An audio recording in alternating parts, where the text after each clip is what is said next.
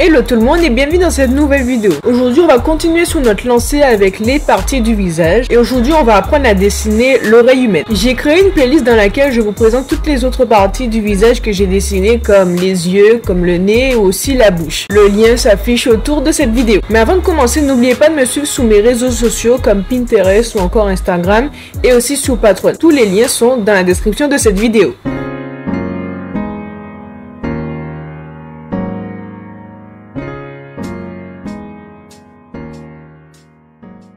Maintenant, passons à l'oreille. L'oreille, il n'y a pas vraiment de choses compliquées à connaître sur l'oreille puisque, bien qu'elle varie d'une personne à une autre, elle est composée des mêmes éléments et elle se ressemble plus ou moins en fonction des personnes. La forme de base de l'oreille, elle est ovale, pas ronde ni autre chose, mais bien ovale. Et c'est à partir de cette forme-là que nous allons pouvoir dessiner l'oreille. Mais avant, il est important de connaître où se situe l'oreille par rapport au visage, par rapport aux autres parties de notre visage pour savoir comment la positionner correctement. C'est parti.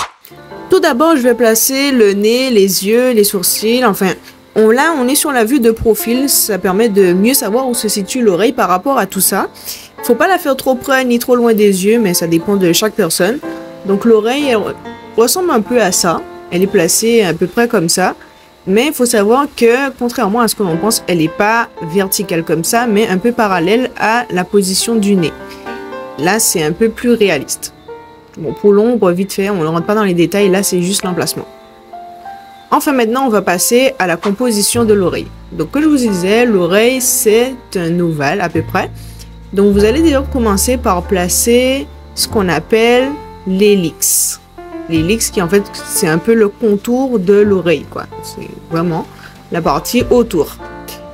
Une fois que c'est fait, là je place le lobe ou encore le lobule qui ressemble un peu à ça. Maintenant, je vais passer à l'intérieur de l'hélix pour pouvoir y intégrer ce qu'on appelle l'anti-hélix. C'est un peu un Y qui est un peu déformé, comme ça, à l'intérieur. Et la cavité que je viens de faire là, c'est ce qu'on appelle le conque, ou la conque. Il faudrait que je vérifie. En fait, c'est la conque. Donc, c'est là que vous avez la petite cavité qui vous permet d'entendre.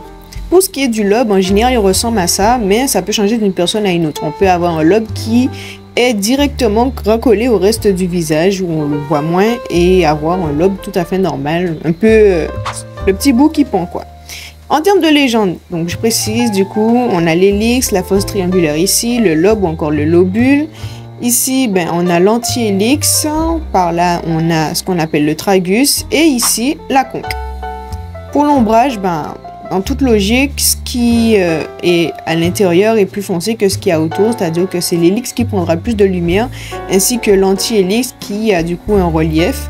Je vais symboliser tout ce qui est jeu de lumière avec un crayon ou de la craie blanche, comme ça vous verrez bien où est-ce que la lumière agit le plus. Enfin voilà à quoi ressemble l'oreille, toutes les parties de l'oreille.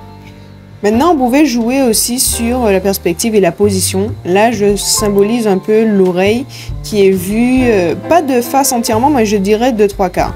Donc, il y a des choses que vous verrez moins, mais en tout cas, les éléments sont toujours là. Et plus, en fait, vous allez tourner la tête de profil vers la face, et plus vous verrez, et moins, du coup, vous verrez certaines parties comme la conque que vous verrez moins, ou encore l'anti-hélix qui est moins visible. Mais en tout cas, on la voit quand même. Et je vous mets un petit bonus, comme ça, l'oreille vue de derrière, comme ça, vous verrez que là, contrairement aux autres, on voit quasiment rien, mis à part le dos de l'oreille, en fait, tout simplement. On voit quand même toujours le lobe et peut-être légèrement certaines parties comme le tragus, mais sinon, c'est à ça que ça ressemble. Enfin, pour l'ombrage, toujours la même chose, et puis, rien de très compliqué pour l'oreille.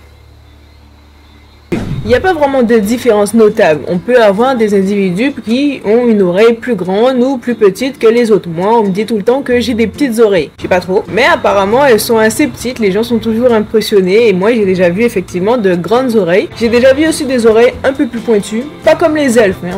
On reste dans le monde réel. Mais j'ai déjà vu des oreilles un peu plus pointues qu'à l'habitude. Mais bref, toutes les oreilles se ressemblent quasiment. Et il y a vraiment très peu de différence. Et tous les éléments de l'oreille, on la retrouve chez tout le monde. En tout cas, j'espère que cette vidéo t'a plu. Si c'est le cas, n'hésite pas à t'abonner et à liker cette vidéo, à me suivre sur mes réseaux sociaux. N'oublie pas, tous les liens sont dans la description. Et surtout, je te dis à la prochaine. Donc, n'oublie pas de t'abonner et d'activer les cloches de notification pour ne manquer aucune de mes prochaines vidéos. Et surtout, n'oublie pas, le dessin, c'est la base de tout.